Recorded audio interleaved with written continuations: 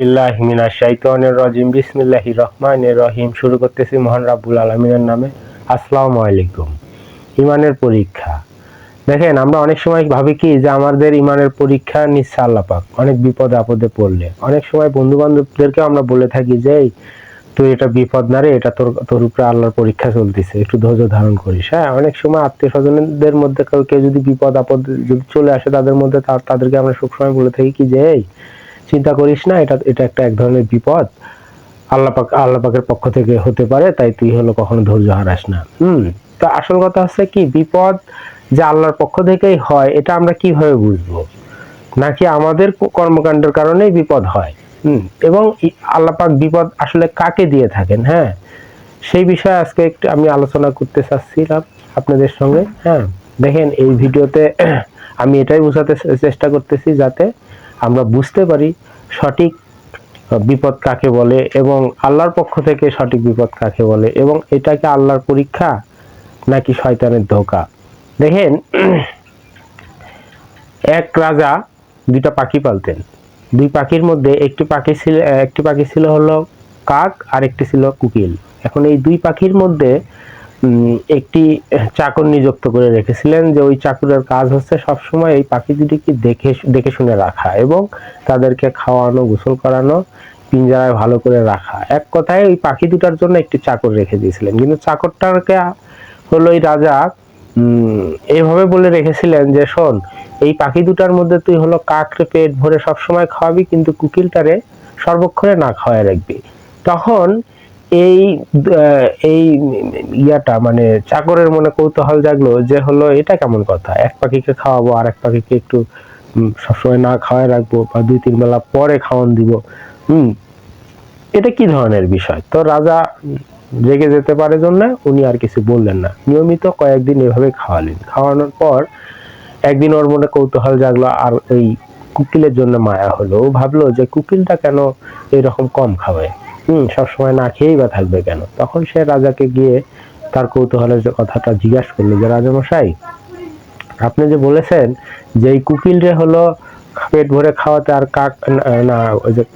কাকরে পেট ভরে খাওয়াতে আর কুকিলকে না খেয়ে রাখতে, হ্যাঁ, আমি আসলে এটা নিয়ে অনেক রাত চিন্তা করেছি, এর উত্তর খুঁজে পাইনি। তো আপনার কাছে আমি আজকে বলতেছি, আমার বেয়াদবি মাফ করবেন, আপনি একটু বলবেন যে আমি আসলে আমার উপরে এই ধরনের কেন কথা বলে রেখেছেন আপনি। তখন উনি বললেন যে দেখো, কাক আর কুকিল, তোমার কাছে কাকের শব্দটা ভালো লাগে না কুকিলের শব্দটা ভালো লাগে? তখন উনি বলতেছেন যে আমার কাছে সবসময় কাকের কাকের শব্দটা বিচ্ছিরি লাগে এবং খারাপ লাগে, আর কুকিলের শব্দটা সবসময় ভালো লাগে।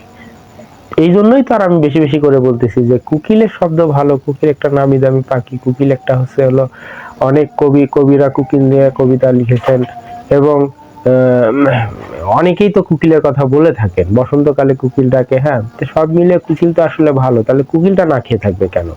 তখন উনি উত্তরে বলতেছেন যে দেখো, কুকিলটা না খাওয়ায় রাখার একটাই কারণ হচ্ছে, কারণ কুকিল না খেয়ে থাকলে ও পেটের খিদা লাগবে, আর পেটের খিদা থাকলে ও সবসময় ডাকবে, আর ডাকলে ওর ডাকটা শুনতে আমার কাছে ভালো লাগে। আর তুমি যদি ওরে সবসময় পেট পুরে খাওয়াও, তাহলে ও কি ডাকবে কখনো? কারণ ওর তো খিদা থাকবে না, ও ডাকবে না, তাহলে ওর ডাকও আমার শোনা হবে না। আর কাক, ওর ডাক তুমি বলেছো বিশ্রী লাগে, আমার কাছেও বিশ্রী লাগে কা কা শব্দ। এই যে বিশ্রী শব্দটি আমার কানে পৌঁছাইলে মেজাজ গরম হয়ে যায়। তাই আমি সবসময় বলেছিলাম তোমাকে যে ওরে পেট ভরে খাওয়াইতে, কারণ পেট ভরে খাওয়ালে হবে কি, ও কখনো ডাকবে না, নিস্তব্ধ নীরব হয়ে থাকবে।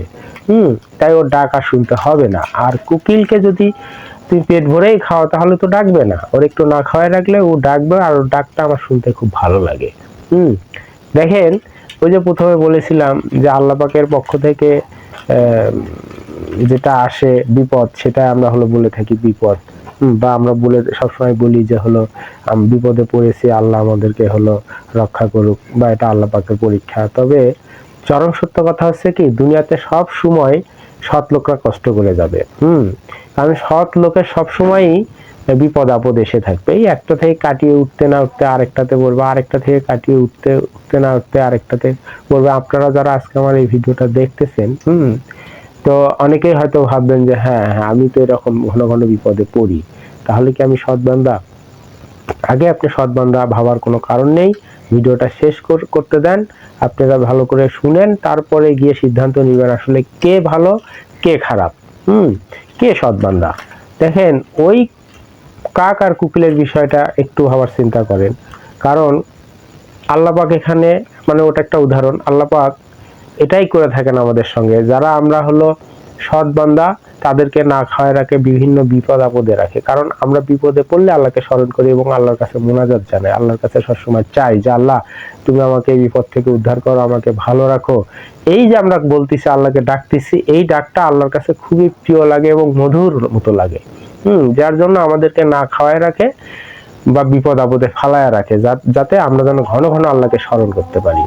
আর যারা হলো অসৎ বান্দা, দেখবেন আপনারা ফলো করবেন, আপনার সমাজে চারিপাশে তাকাবেন, দেখবেন তারা সবসময় ভালো খাচ্ছে, ভালো পড়ছে, ভালোভাবে চলতেছে, আনন্দ উল্লাসে দিনকাল কাটাচ্ছে, এমনকি তাদের রোগ ব্যাধি কম হচ্ছে, তারা বিপদ আপদেও কম পড়তেছে। হ্যাঁ, ওই যে তারা হলো কাক, কারণ আল্লাহ তাদেরকে ভরপুর দিয়ে রেখেছেন। কারণ ওরা ডাকলেও আল্লাহ ওদের ডাক শুনতে পছন্দ করেন না, ভালো লাগে না আল্লাহ, তাই তাদেরকে ভরপুর করে দিয়ে রেখেছেন যে ওদের ডাকারই দরকার নেই, যেন আমারে না ডাকে। আর সৎ মানুষদের প্রতি এটাই করে আল্লাহ পাক।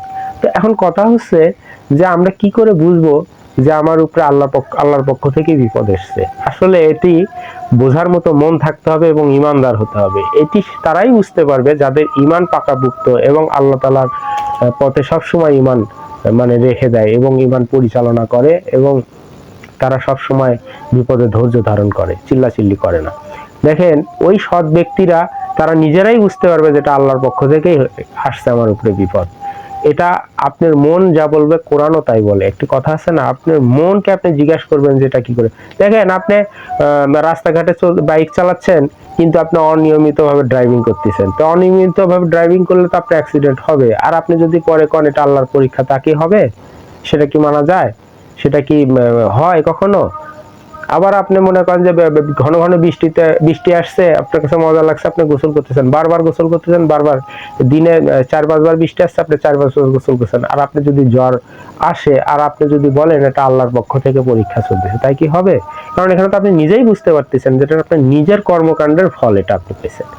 কিন্তু সৎ বান্দাদের বিষয়টা হবে একটু ভিন্ন রকম। তারা হবে কি, যে তারা দেখবেন যে হলো ওই কাজটা করেই নাই, কিন্তু একটা মিথ্যা মামলায় জড়ায় গেছে। হ্যাঁ, অমুক কাজটা করেই নাই, সেখানে তাকে হলো টেনে নিয়ে যাওয়া হলো, হুদায় ধরে হলো মান সম্মান খাওয়া হয়েছে এবং ধরে মার দেওয়া হয়েছে। হ্যাঁ, এই জায়গাগুলোতে সৎ বান্দারা বুঝতে পারবে যে হলো আমি হলো সৎ, এটা আল্লাহর পরীক্ষা। তবে এই ধরনের যদি হয়ে থাকে, বিপদ আপদে পড়ে থাকেন, আর আপনি যদি বুঝতে পারেন যে আপনি সৎ, আল্লাহর কাছে শুকরিয়া আদায় করবেন, এই বলে যে আল্লাহ তোমার দরবার হাজারো শুকরিয়া, এটা যদি তোমার পক্ষ থেকে হয় তাহলে হাজারো শুকরিয়া। আর তুমি যেহেতু বিপদে ফেলেছো, তুমি বিপদ থেকে উদ্ধার করবে এই আশায় আমি রাখি। এইভাবে দোয়া করবেন, আল্লাহ আরো মহাখুশি হবে। আর পাশাপাশি একটি জিনিস মনে রাখবেন যে বিপদ হচ্ছে ক্ষণস্থায়ী, এটা চিরস্থায়ী নয়। কেননা বিপদ দেখবেন যে এই আসছে, এই যে জ্বরটা আসছে 2-1 দিন থাকবে, চলে যাবে, এখানে নিরাশ হওয়ার কিছু নেই। বাইক অ্যাক্সিডেন্ট করছে, আপনার হাতটা ভেঙে গেছে, কিছুদিন পরেই ভালো হবে, মানে আমি ওইভাবেই আবারও বুঝাচ্ছি। মানে এই ধরনের যে কোনো বিপদে হোক, সৎ বান্দাদের উপরে যদি কোনো বিপদ নেমে আসে, মনে রাখবেন যে এই বিপদটা ক্ষণস্থায়ী, মানে বিপদ কখনো চিরস্থায়ী হয় না। এই আসতে হয়তো 2 দিন 4 দিন 5 দিন থাকবে, চলে যাবে। তাই বিপদে ধৈর্য হারা না হয়ে আল্লাহ মানে ইমান হারা হবেন না, ইমানকে নষ্ট না করে দিয়ে আল্লাহর পথেই থাকবেন, আল্লাহর পথেই থাকতে হবে। থাকলে আল্লাহ মহাখুশি হয়ে যাবে। এভাবে ইমান যদি আপনি হলো নিয়ে কবরে যেতে পারেন একবার, তাহলে অনন্তকালের জীবন আপনারা লাভ করতে পারবেন। হ্যাঁ, আল্লাহ পাক আপনাদেরকে বেহেশত দান করবেন।